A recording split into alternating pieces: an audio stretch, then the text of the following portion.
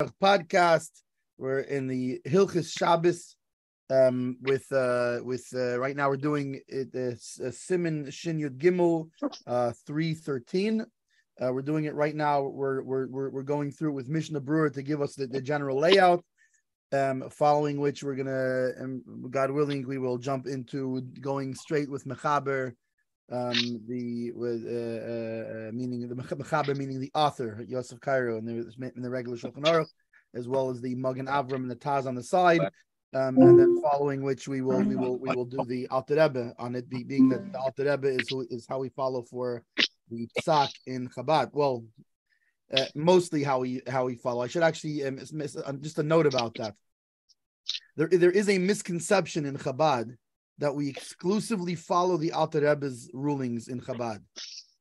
And I know people, it's an Alter Rebbe, that's it, that's what he says. So by the way, if you want to go by what's in the Alter Rebbe, then you better start getting up tonight and saying Tikkun Chatzais, the midnight prayer, which comes at 1 a.m, because the Alter Rebbe says very strongly you should do that. So, so there's what the Alter Rebbe says, and there's what the minhag is what we're actually noyeg today. And even sometimes the actual psak din is not like the Alter Rebbe, but rather like the Tzemach Tzedek. There's other piskei din that came in the time of the Rebbe Rashab that actually reverse the psak of the Alter Rebbe. It's a misconception. Generally speaking, we follow the Alter Rebbe. That's generally speaking. But first of all, there's parts that are missing in the Alter Rebbe that we don't have today. They got lost. I think probably in when he was running around trying to escape Napoleon. In fact, wasn't that the whole thing with what he left was the shoe. They left the slipper. Yeah, he burnt everything, and the only thing left from what he burnt up was a shoe. Right. That's how that story. But I don't think he. But I don't think he burnt the Svarim. He burnt the Svarim. Those were in his running away and this and that, whatever. And maybe they were deposited with somebody or whatever. And anyways, over the years, whether it was at that point or later on, they got lost. So we don't even have the entirety of the Alter Rebbe Shulchan Aruch. That's A. And B, there are cases, for example, generally speaking, when the Tzemach Tzedek sometimes rules not like the Alter Rebbe. Right. And it's interestingly the Tzemach Tzedek because first of all it was his Zayda and it was his Rebbe and the respect that he had when he's following the ruling of the Alter Rebbe. And by the way, it's not like a super common thing that he it's not like a Rabbeinu Tam Rashi thing that he's always there's various cases where he paskins differently. In the cases where he agrees to the Alter Rebbe, he quotes it that it's the Alter Rebbe. When his opinion is different, he doesn't say that the opinion that he's differing with is the Alter Rebbe, out of respect. So, anyways, but however, in our current versions of the Alter Rebbe, we're lucky enough to have notes, and those notes will tell you when there's a different psak din that we follow, or there's a different minhag, or sometimes even, like, for example, there's the halacha that the Alter Rebbe wrote in his siddur, in the Alter Rebbe siddur, which comes later, and being that it's later, you go by his later psak. Luckily, in our Alter Rebbe Shulchan Aruch that we have, we have very good notes that tell us about what the actual if the final psak that we follow today is different for any reason. Anywho, but right now back to Mechaber with Mishna Berura.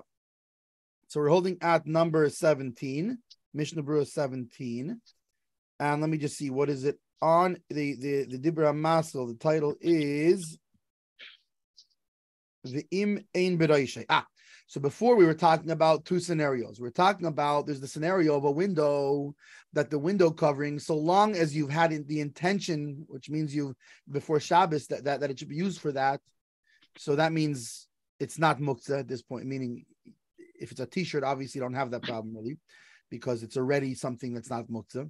But let's say it was a board or something, a plywood that usually would be muktzah on Shabbos. So you have to have had the intention. However, being that when you're putting it on a window, it on a window, it doesn't look like you're doing binyan. It doesn't look like you're adding something of permanence.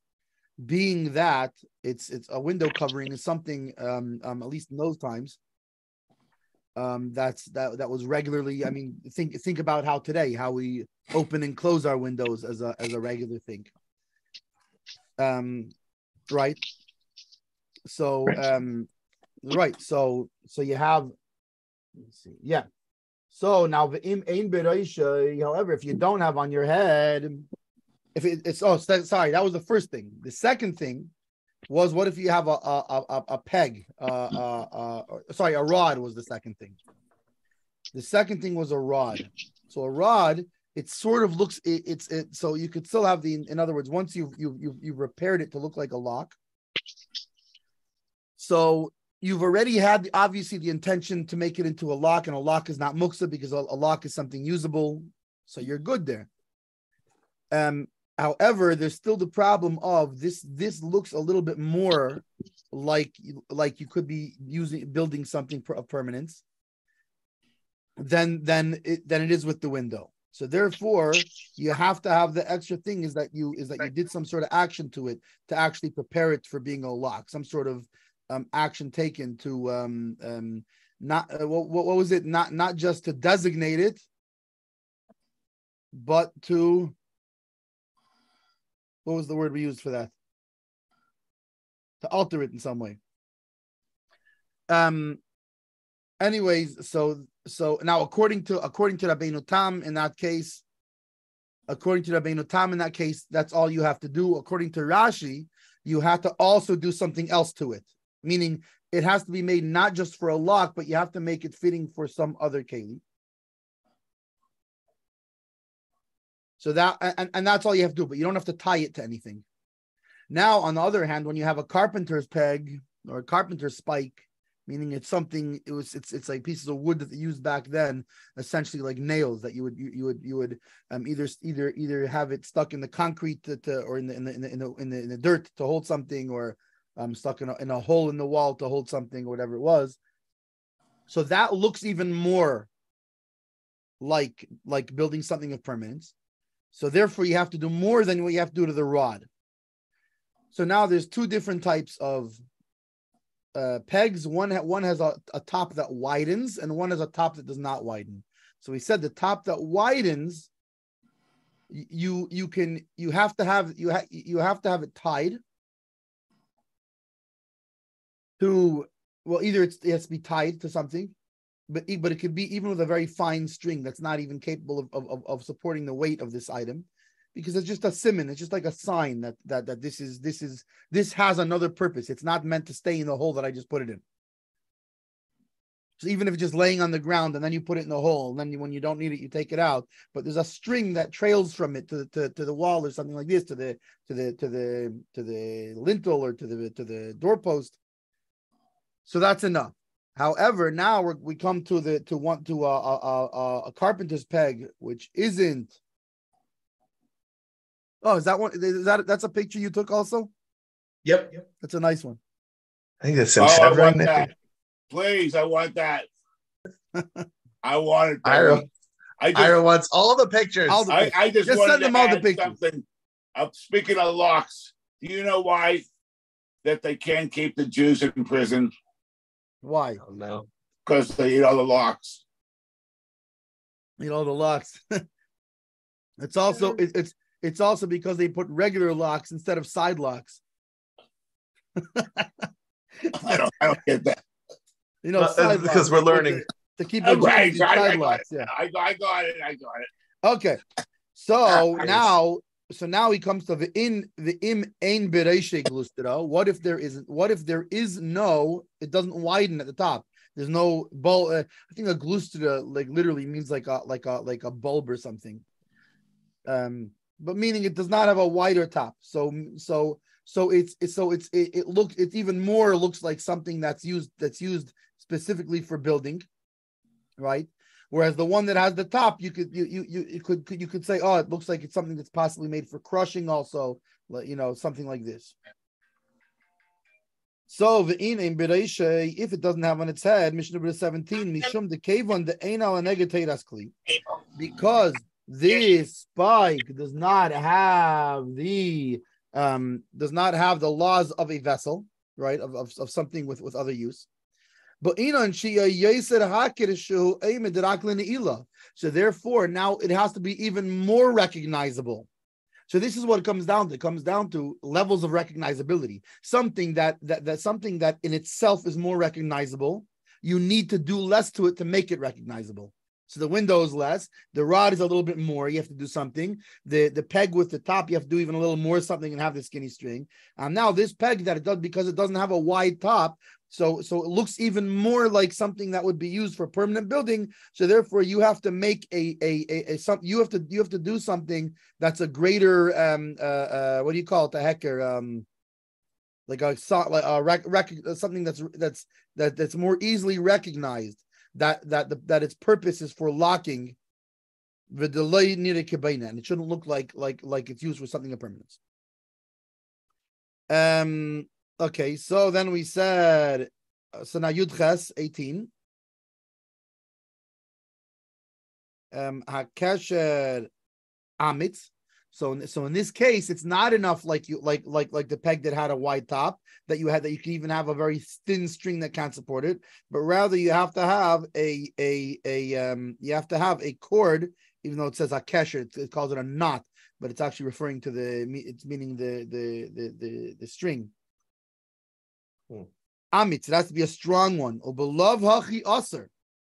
And otherwise, if it's not a strong string, it's not just it's better to have a strong string, but without a strong string, it is actually completely not allowed. It is prohibited. Afilu imaneger tolui ba'avid ve'iniger kol ba'aretz. Even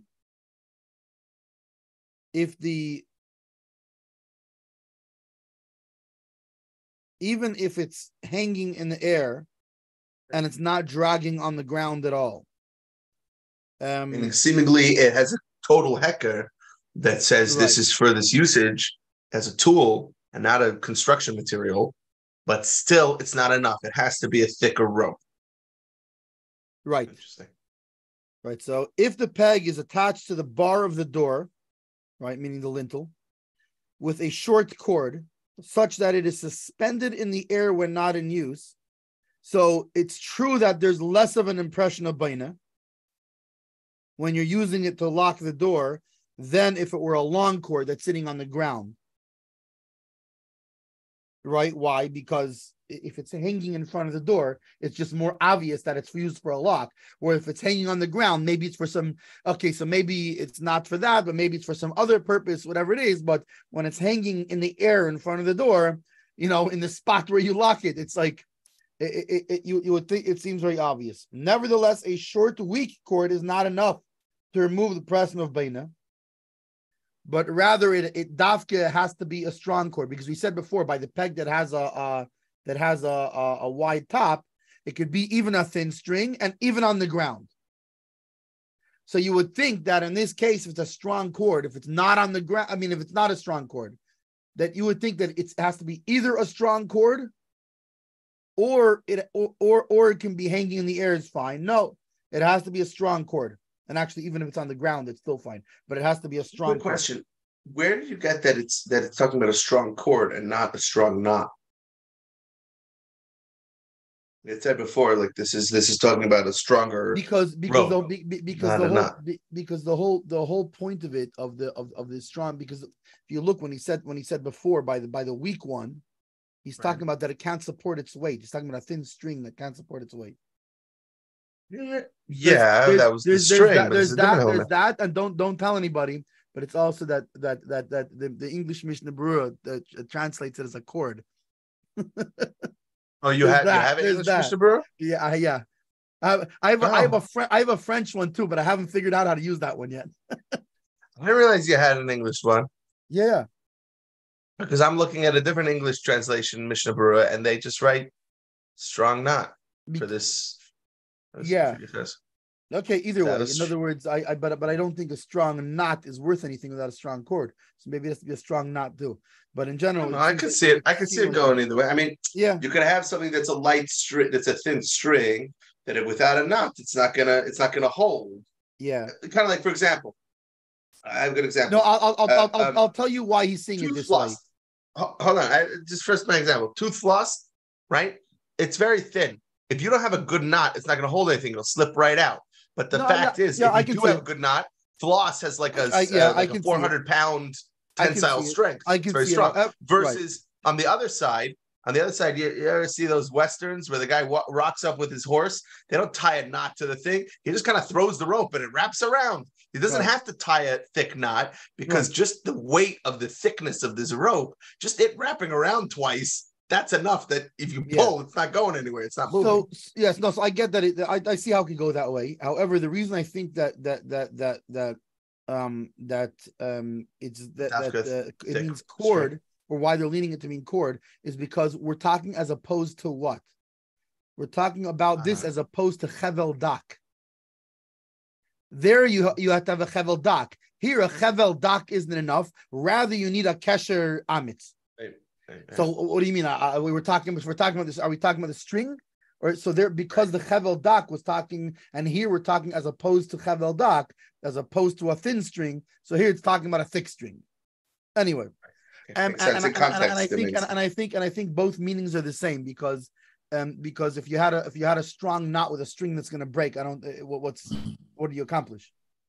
Well, that's what I'm saying. Like tooth floss, where it's thin. It's not necessarily weak. It's just thin. Right. So meaning without a strong knot, it's not going to hold. Right. Thickness matters in the fact that one holds and one doesn't. Right. So it could be, but it definitely, I would say it definitely also means that the string itself. In this case, because we're just talking about the thickness of the string. I don't see it here, but maybe but it could be like you're saying with a knot. Maybe that's why instead of saying chevel, why he uses the word kesher and not here. Maybe he wants to I don't know, stress or encourage that a strong string with an appropriate knot that's going to hold it. I could see that. Interesting. So, but nevertheless, a short, weak cord, even though it's hanging in the right place, that looks more like a lock, is not enough to remove the impression of baina. Rather, he has to use a strong cord. This makes it more evident that the peg is being used for a lock, and therefore it removes the impression of baina. The Aruch HaShulchan maintains that a weak short cord, such as the peg is hanging in the air, is more effective than a long, strong cord. So anyway, not the Aruch HaShulchan seems to hold not like this. He seems to hold that if a strong cord holding it sitting on the ground is good enough to remove the impression, how much more so a short weak string but it's mamish hanging in front of the thing is even more effective. Okay. Anyways, we'll have to wait till we get to the Alter Rebbe, I guess, to see. Maybe he'll bring that up, and we'll know how we actually go in that way. The Mishna Berura seems to be holding that a short, weak string is not good, but a strong one, even on the ground, is good. Whereas the Aruch HaShulchan seems to hold that a short, weak string, but meaning specifically when it's suspended in the air before the door, would be even better. Fine. Mishna Berura 19. She'ein aser. Let me just see where this goes to.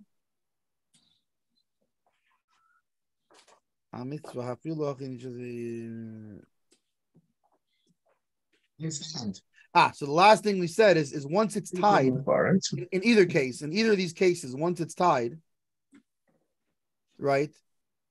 It does not have to be hanging, the Mechaber says, right?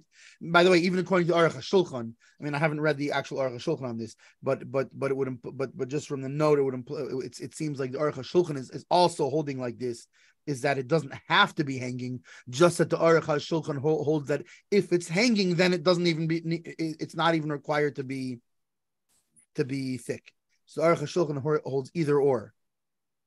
It could either be hanging or thick. The Mishnah Berura is looking at this as a different way. He's looking at it as that it being suspended doesn't mean anything. It's just the thickness of the rope that we go after. But anyways, even if it's so the Mechaber says it doesn't have to be hanging, but rather if it's just laying on the ground, it's fine. Because the problem is only when it's not tied at all, that one could remove it and put it in a totally different area. Then there's a problem.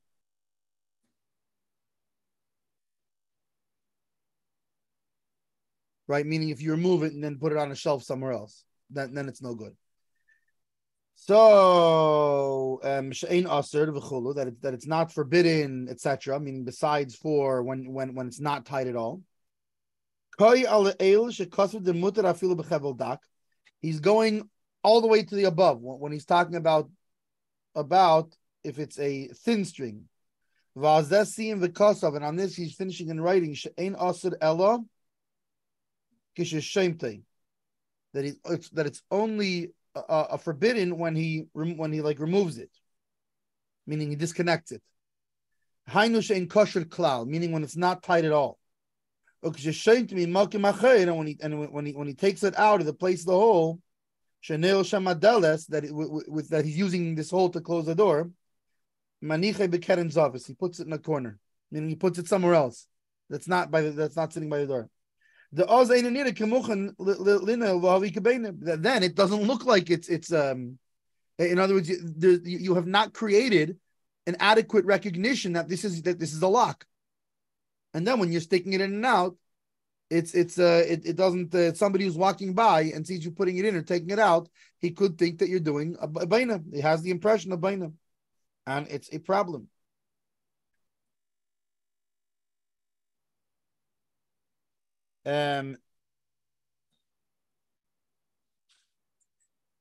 Yeah, but one second. What does it mean? I think he's talking about both of them. No, the Mishnah Berura means to clarify that the Shulchan Aruch statement that we require only that the peg not be lying freely on the ground.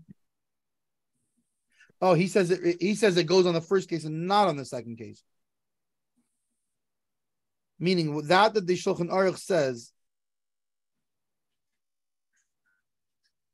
that it has to be tied, but not laying on the ground without and being tied at all, cannot be referring to the final case where the peg that does not have a knobbed end and is tied to the bar of the door. In that case, it has to be tied with a strong cord.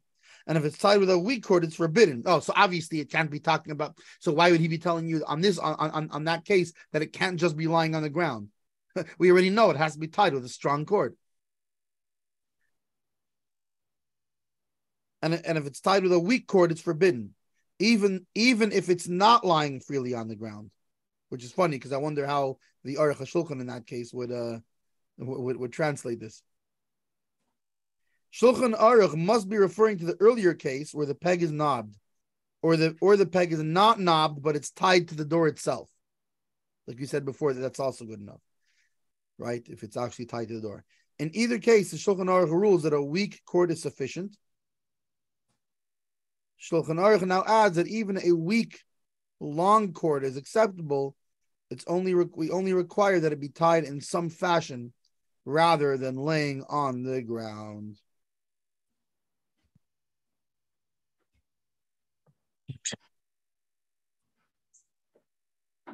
Yeah. So Amazon. Okay. I think that's everything for them. Let me see in 20. What is? Yeah. So then I think the next part is base. Is base. Siman base. Okay. Who's all right. Doing Siman base? Base. So the rule of a carpenter's peg, any carpenter's peg that we mentioned, applies only when the threshold is high. It's high enough that when you stick it b'miftan into the hole, It doesn't penetrate the earth.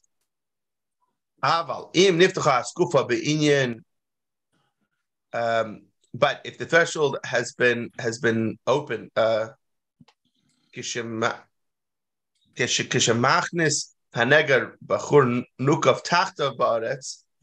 if it's so low, basically, that when you put the carbon peg in the hole, it digs into the earth beneath it. Again, threshold, we're talking about the thing on the floor. Have a binyan v'asur lino boy. So then that would be building, and you're not allowed to lock it on Shabbos. So like I mentioned, the last year we had, like my in-law, for those who have been to Chabad on campus in Wallingford, my in-law's house, but you can imagine also many other houses. If you ever seen one of those like double doors, right? Usually the second door has those little latches that go up, and then the one that goes down into the ground.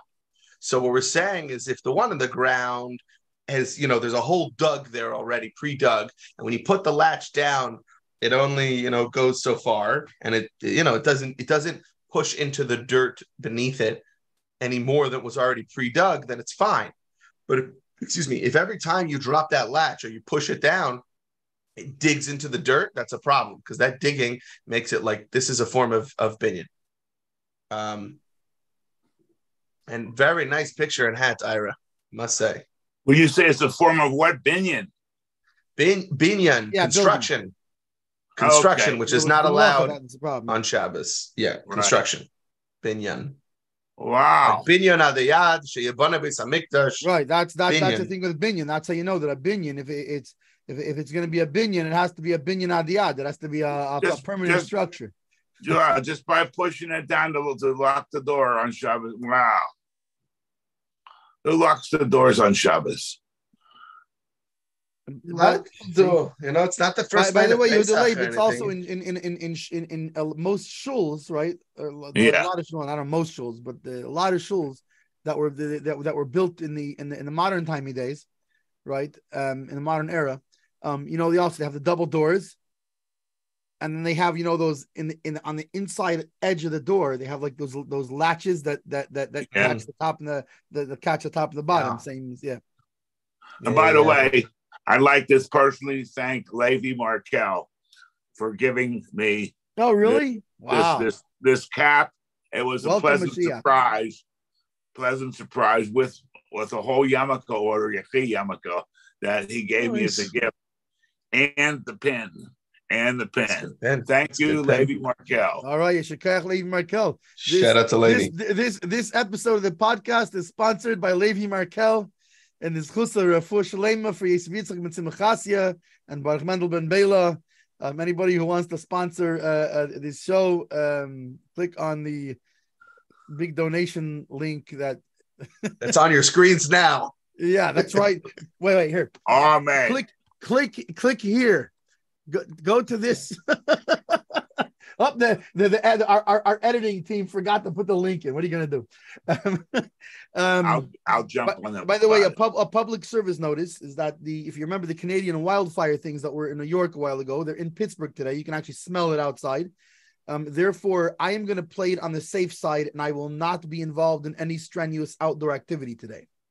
Yeah, they're putting out a warning that people who have breathing issues. I mean, after all, everybody knows how I'm accustomed to strenuous outdoor you're activity. Always you're marathon running and you're climbing of mountains every day. It's just mental. Okay, take a break for a day. Mishna Berura 20. Right? Yeah, 20. Kol neger. Yeah.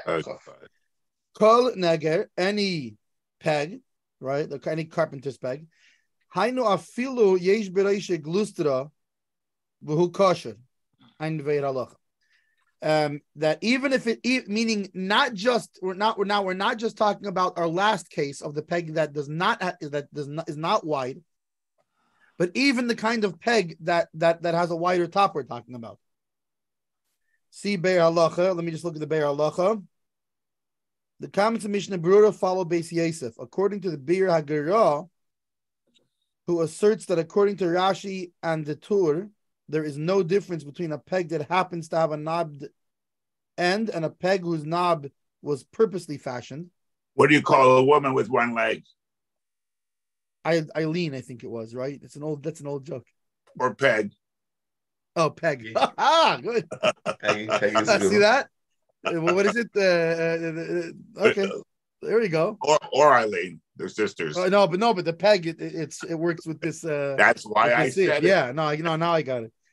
It took me a second. I was wondering like why, like what made you think of that joke like just now? Once you said the answer, I got it. I got my own sideshow going. Okay, so according to Rashi in the Torah, there's no difference. The peg that we said before is that if a peg has a widened head, there's no difference if that's the way the peg is. Like, let's say it's made that way so that you can use like a bigger hammer, like a heavier, you know what I'm saying, like some kind of a bigger hammer, so it has more of a head to catch it on, or if you purposely fashioned it that way, it is possible that the Rif would even permit inserting a peg that happens to have a knobbed end into a worn down threshold. Why? Okay, according to the Gira, it is possible that the Rif would even permit inserting a peg that happens to have a knobbed end into a worn down threshold. This is the big Gira might hold that the Rif too makes no distinction between these two types of pegs and permits both of them. I don't see how that is connected though to. Well, let me look at the B and C. Okay, so he said any peg.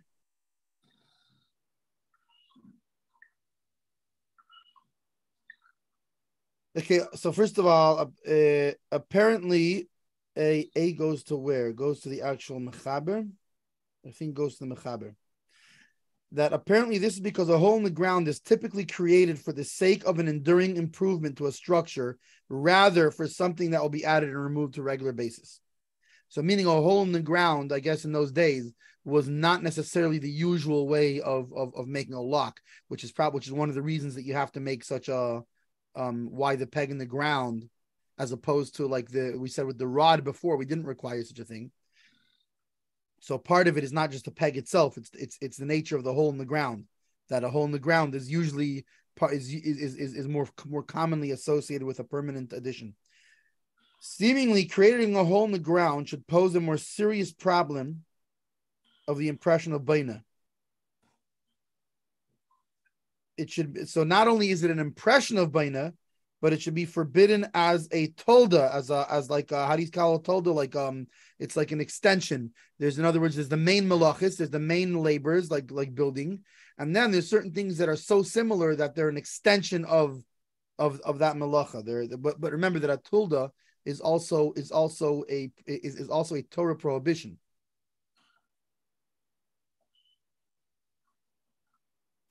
So it should be prohibited as a tolda. This difficulty is somewhat resolved if we view this as adding to the hole which already exists in the threshold, rather than creating an entirely new hole. The permissibility of adding to a hole where one has no need for the hole and no intention to form it.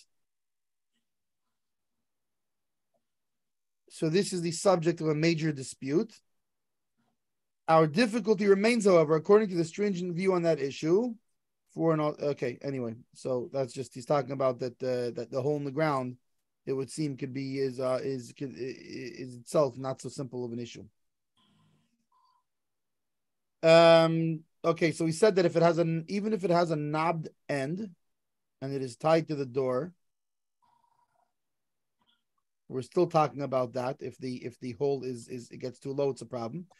Sharatzian, Mishna Berura's statement that a peg with a knobbed end may not be inserted in the worn down threshold is based on Beis Yosef. The Gemara Eidavin asks whether one may use a peg for which you handle the fashion that you handle the fashion. You didn't handle a fashion. You fashioned the handle. And concludes that it is permitted. Beis Yosef understands that the Gemara's question refers to inserting a peg in a worn down threshold that is discussed in this passage.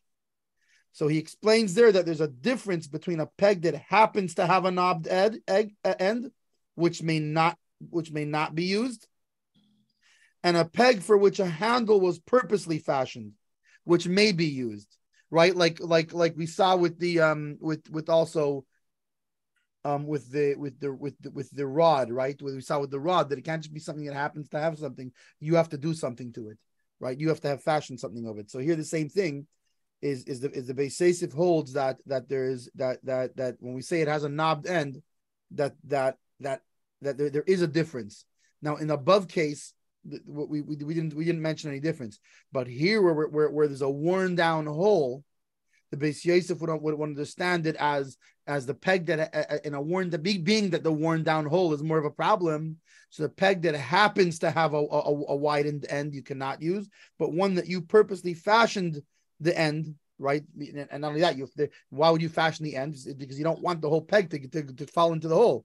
If the hole is deeper than the peg and you have nothing to block it from falling in, how are you taking it out after? And not only that, how's it locking your door?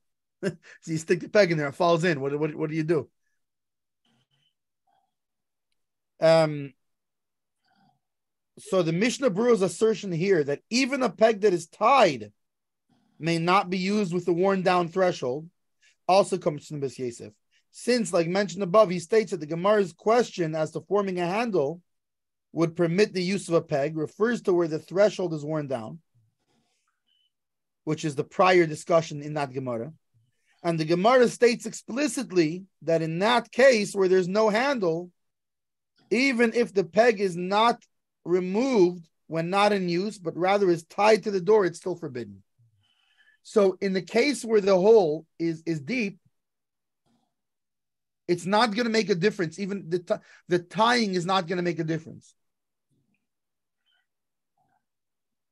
Rather, the only thing that'll make a difference in that case is if you fashion the handle for it. Meaning, even we're talking about whether it's a peg that's not wide at the end and has a string, right? Even a thick string, or a peg that's widened by itself is a problem in this hole, but a peg that has a widened thing that you made, that will be not as bad. And that's what the Be'er Halacha was talking about in terms of Rashi and the Torah. Is there a difference between because some maintain that there is no difference between if you fashioned it or you did fashion it. The Beis Yosef obviously seems to hold that there is a difference. Mishnah Berura 21. Avol im. Let me just go see where was the Avol im. Oh, but what happens if the hole got worn down such that the hole that it's taller than the peg itself?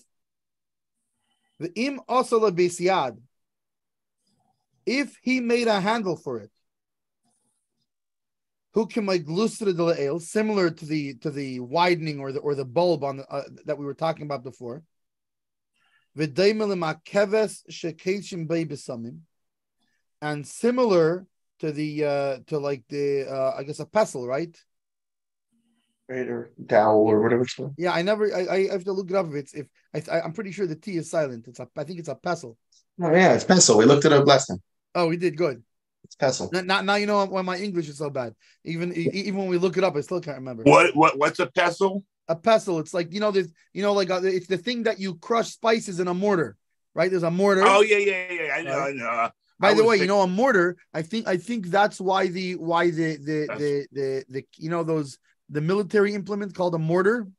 Yeah. If you look at the early military implements of that nature, there were these. Remember, metal was not as strong back then, so they had to be very thick, and it basically looked almost like the thing that you crush spices in, but very large. Oh well, you said and pestle. It was made for lobbing shells over walls. I thought when you said pestle was a Hebrew word I never heard of, so I'm thinking maybe he means pencil. Right, he was right. He was thinking you means labels pestle or the Baruch's pestle, like whose pestle is also a name. Pei Ayin Samach Yud Lamed is a name for girls also. But I was thinking pencil with a Z, pencil. Well, pencil that's Yiddish, but we're not going into that. Right. Yeah. Okay. This is a clean show, Ira. Right. Anyway, so if one made a handle above, which is similar to the knob mentioned above, which which makes it look like a pestle that you crush spices with. So then what's the difference? Before we were talking about that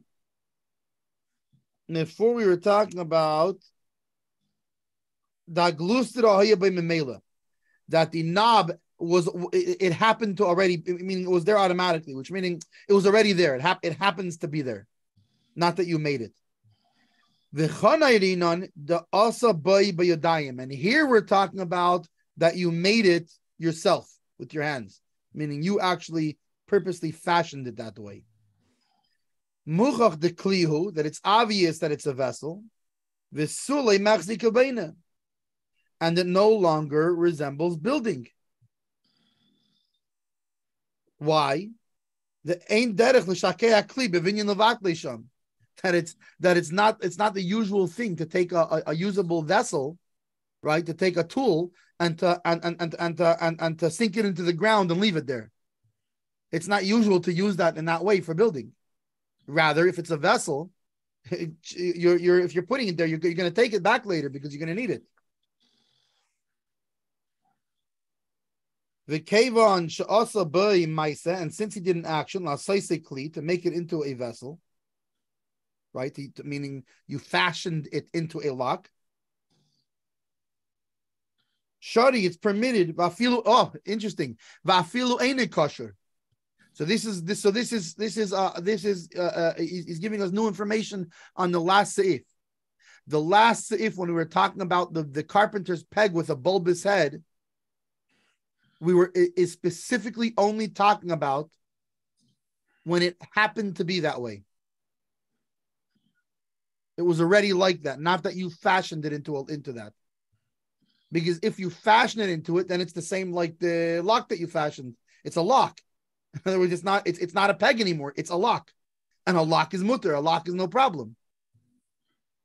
Here we're talking about you're using something else as a lock, but when you fashion that handle on it to be used as a lock, you now turned it into a lock, and it doesn't even have to be tied.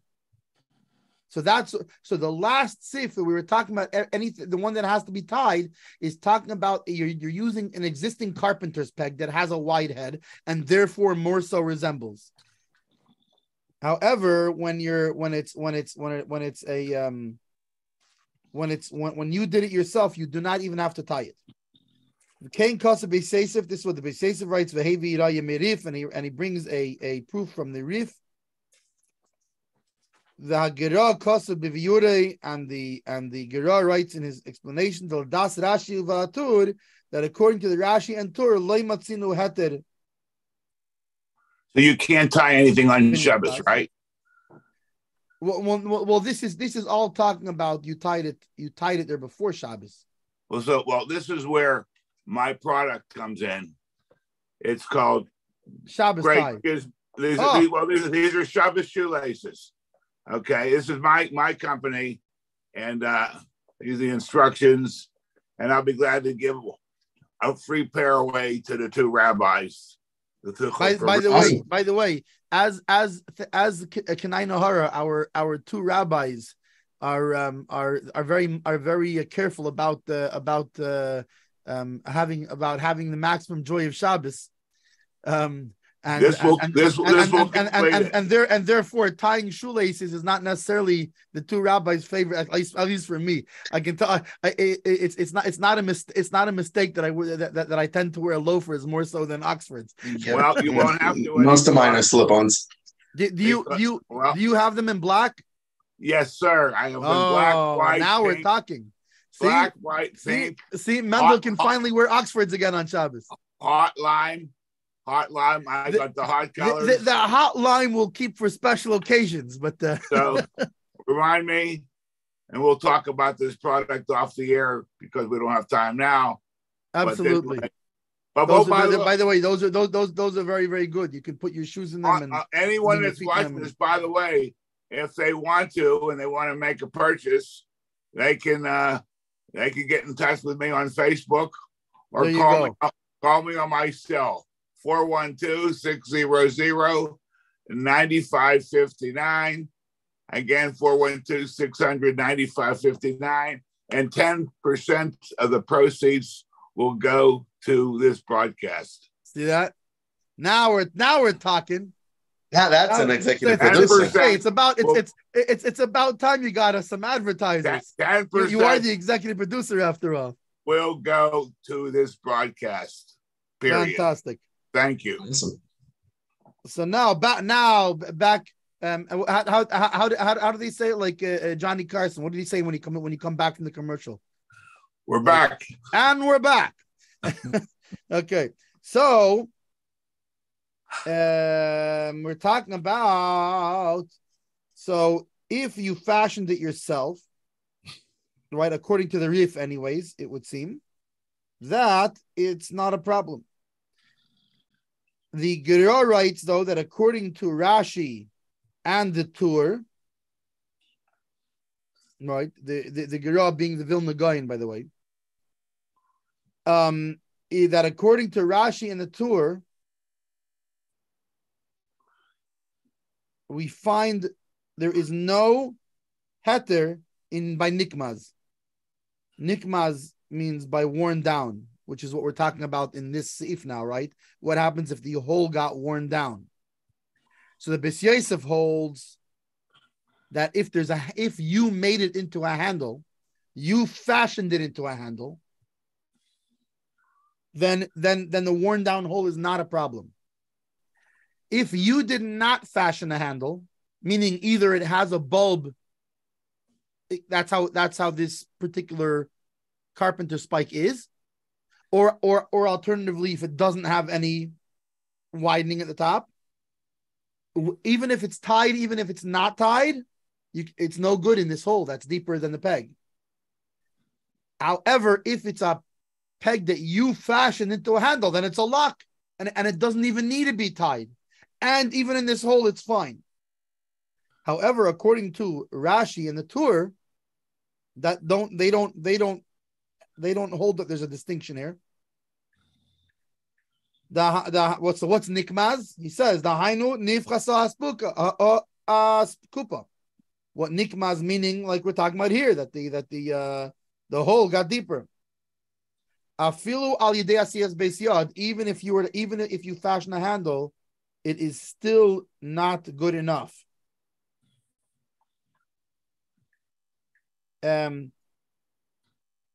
What is okay? E, F, and G. So to explain, a peg that happens to have a knob resembles a kli, and therefore it has the status of a kli to some extent. Right? We said that, in other words, the builder's peg. It's the builder's peg is not really a kli, right? It's not really made for crushing. For crushing spices. It's just that it resembles a kli, and therefore it helps to some extent to eliminate the perception of baina.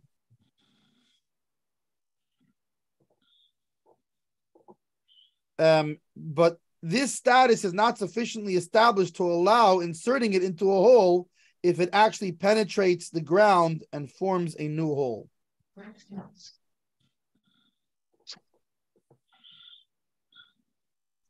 One second. So it looks like we're not talking about if the hold on a second.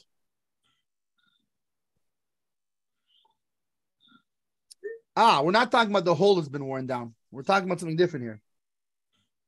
This whole thing, we're not talking about the hole has gone deeper. We're talking about the other way around. The threshold has gone deeper, and the hole has gotten shorter. So the problem isn't that it goes into the hole all the way. The problem is that when you're putting the peg in, you're penetrating the ground and making a new hole. So now you have a bigger problem. Why? Because the kli, right? For example, this carpenter's peg that you're driving into the ground, even though we said it looks less like a carpenter's kli, and that's why, depending on the string and all these things, right? But here the fact is you're driving a carpenter's peg into the ground. So that's why he was saying it's a tulda. It's you're possibly doing an actual malacha here, or the extension of a malacha. Right? Whereas when you have a lock and you're making a hole with the lock, it's a lock, it's a kli. It's not a carpenter's peg. So you're not doing baina.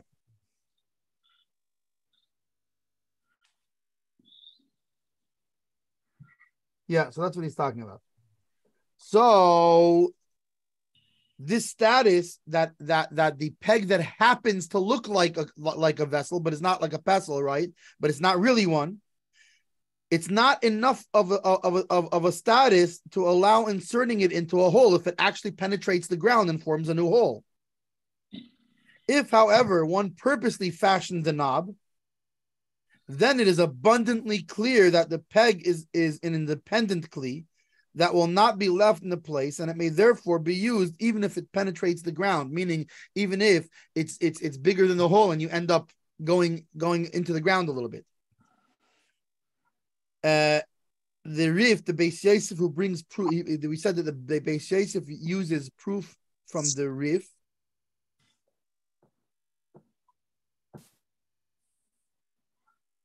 That if somebody made it a kli, if you fashioned it, right, that it's permitted even when it's not tied to the door. That the Rif in the Gemara Eidovin, implies that the Gemara's question as to whether one may use a peg for which a handle was purposely fashioned, and its conclusion that it's permitted, relates to the case of nikmas, a worn down threshold. So the Rif is ties that Gemara of when you made a handle to here.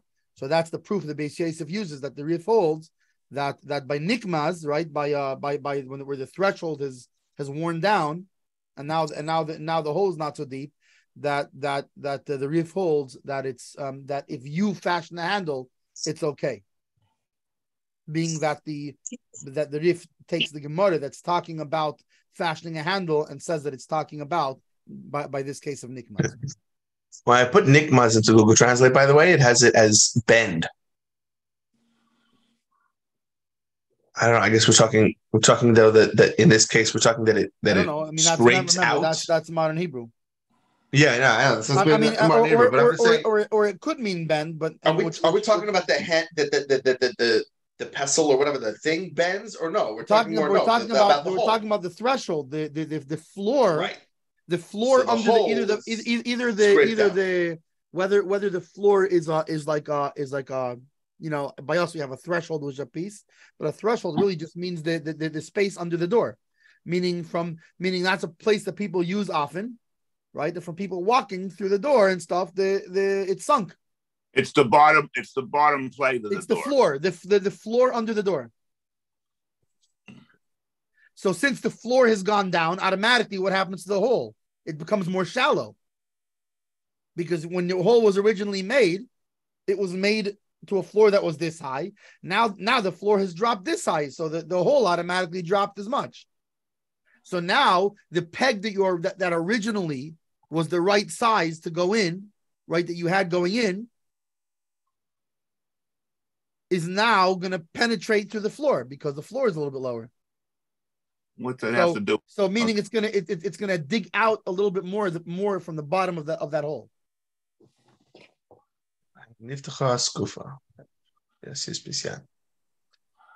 All right. Unless it's has a metal sleeve in the hole. Well, in this case, we're talking about obviously it doesn't have a metal sleeve because otherwise how would you get the? Then there would be no problem if there's a metal sleeve on it. That's right. First of all, if it's a metal sleeve, it would take a lot more to get it to wear down anyways. But let's use a hybrid scenario where you have there's a metal piece under the ground. So still you wouldn't have that problem because it's not going to penetrate beyond that. Right, but in this case we're talking about where it's like whatever it is, it's rock, clay, it's ground. Now, what was we spoke about the Gerah, right? The Vilna Gaon that he says that according to Rashi in the Tur, we find no license in the case of nikmas, even when there's a handle on the peg. So meaning that that according to Rashi in the Tur, they're not understanding it the way the Beis Yosef is understanding it. That that when it's worn down, there's a difference between a handle and that you fashioned or not. So according to Bir HaGeral, his interpretation of Rashi in the Torah, the Gemara's question with regard to a peg for which a handle was fashioned has nothing to do with a worn down threshold, right? So, which, like we said before, we said that the Beis Yosef, why does he say that you can use that it's okay to use it when it has a handle? Because in that Gemara, in that Gemara that's talking about fashioning a handle, the Rif says that it's talking about nikmaz, but the Rashi and Torah don't hold that Gemara is talking about nikmaz. They hold it's talking about a different scenario.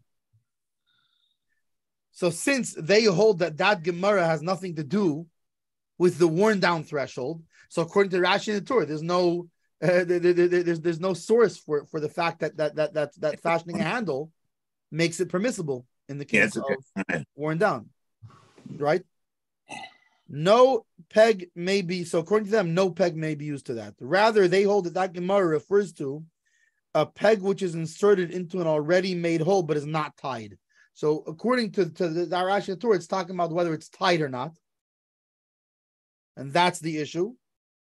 And according to the Rif, the issue is whether it's nikmaz or not whether it's worn down or not.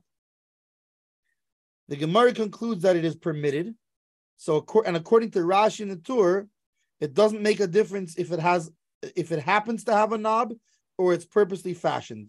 Meaning they entirely reject the distinction made by the Beis Yosef that there's any difference between if you made the handle or not. There is, however, somewhat of a difference between Rashi and the Torah. According to Rashi, one may use a knobbed peg even if it's not tied at all. So Rashi holds that if it's a widened peg, if it has a glustera, right, like you said before, you're allowed to use it without tying it, according to Rashi. Obviously, we see in Shulchan Aruch, we don't hold that way. That you have to tie it, just that you have to tie it with a thinner string, according to Beis Yosef. Whereas the Torah, it need not be tied to the door, but it has to be tied to the bar of the door. But in either case, but both Rashi and the Torah, according to the Gira, make no difference whether or not by a knob if you fashion the handle or not. Whereas the Beis Yosef, there's two distinctions. One of them is if you handle the fashion, it need not be tied at all, which that part goes like Rashi. But and furthermore, in this case of a worn down step, if you fashion the handle, it's okay to use. Whereas according to Rashi and the Torah, at least the way that they're understood by the Gira, you may not use any peg in such a hole. Okay, it's 2022. Where does 22 go on? Nifrasa haspuka. The threshold was worn down. Haskupa. I'm saying it backwards. It's nifrasa askupa. If he made like a space in the ground, right? He made a hole, like an empty area in the ground.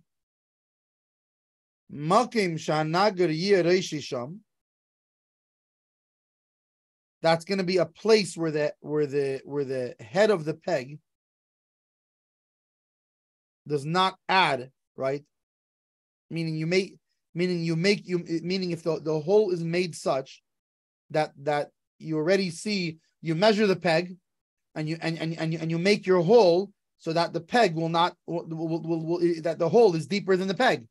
So therefore you don't have to worry about the peg going further, digging into the ground anymore. We'll make it deeper. Right. The ain't about it. Ain't isser, so then there's no problem. That's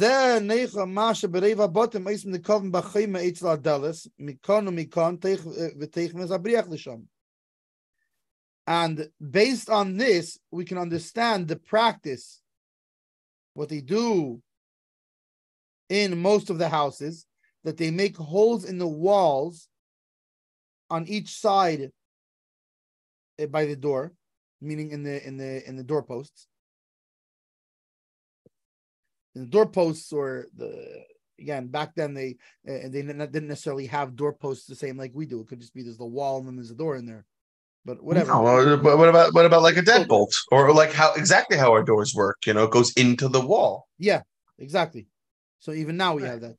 But I'm saying by doorpost, lav dafka, if we're picturing like a door, like a thing with wooden trim, like we have it. The doorpost could also just mean the wall that's on the side of it. But I'm just saying, stop. This is just you're allowed to make a hole in the wall for it to go into the wall. And then so you put so there's a hole on either side, and then they run a bar through from one end to the other.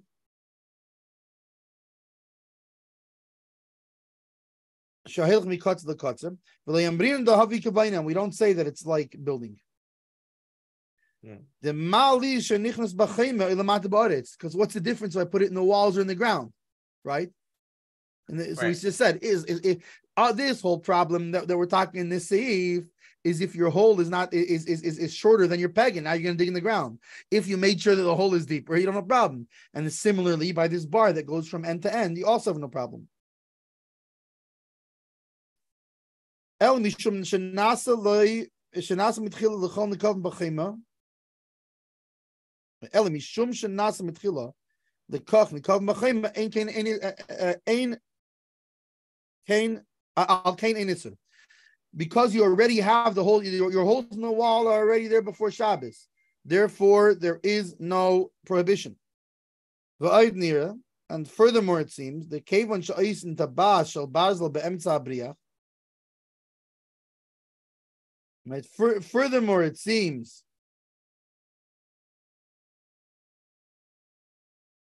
that since a ring of iron is made in the middle of the bar, I'm assuming he means the bar the bar that's used to go through the holes here.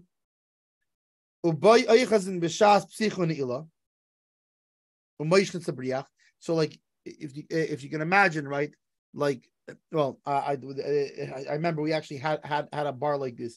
We had plywood doors that were made in a warehouse that I used to work in a long time ago, and in the wood, right, in the 2x4s, there was holes that were driven through all 4 2x4s, and it was also a hole. The holes were also in the 2x4s that were on the frame. It was like these big doors that swung out so you can bring the forklifts in, and then there was a bar that went all the way through. And it crossed both double doors, and it crossed also the frames on the sides of the doors. Right? It's similar to like this idea.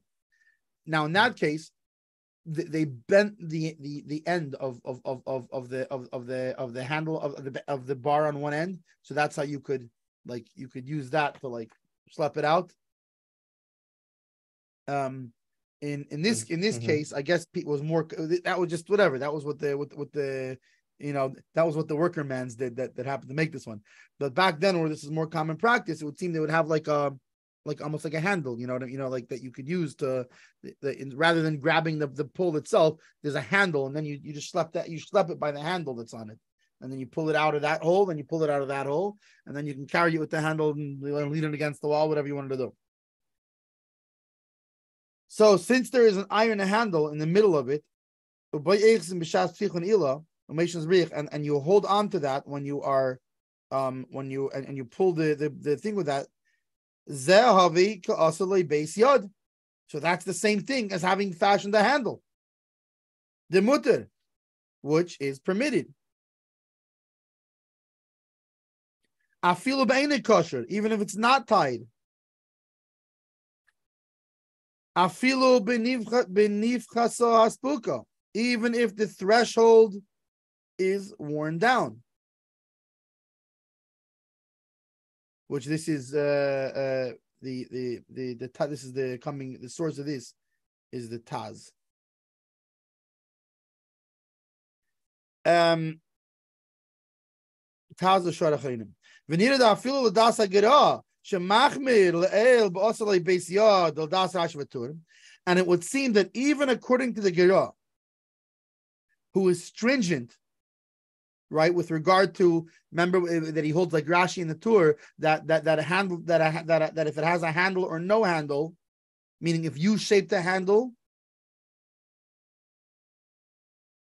or it has no handle or whatever, no peg is allowed in the hole in the ground that got shorter. That even according to them, yesh lahakil bezeh mipnei tziruf tamarishin shalataz. That we can be lenient because of the first reason of the taz.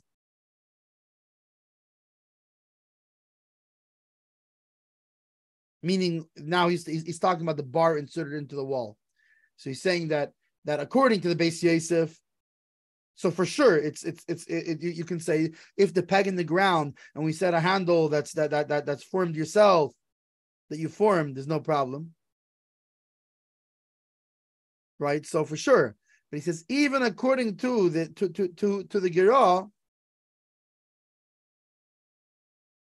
when it comes to the bar and inserted in the holes in the wall, you can be more makel, even according to the Gerah. He's going to explain this better in a second. Let me just go. We're in number 22. So here, we did that one. Okay, it would seem we're talking about that there's no prohibition because the holes in the walls were initially made for this reason. That's the reason there's no prohibition, because we originally made the holes in the wall for this reason. It would seem, however, that even if we follow this rationale, the bar would still have to fulfill the requirement of the rod discussed before, which is also inserted into the wall. Which one was that? Oh, here, it'll say, thus the bar would have to be adapted as a kaliba from before Shabbos. So we're assuming that this bar, it would still have to fulfill the requirement is that from before Shabbos you adapted it, right? Because you remember in the beginning of the first seif, we spoke about the rod, and that the rod, it's not enough that he just designate it, but rather he has to also adapt it. So the same thing with this rod, it would seem that would also have to have you would still have to do that all the same.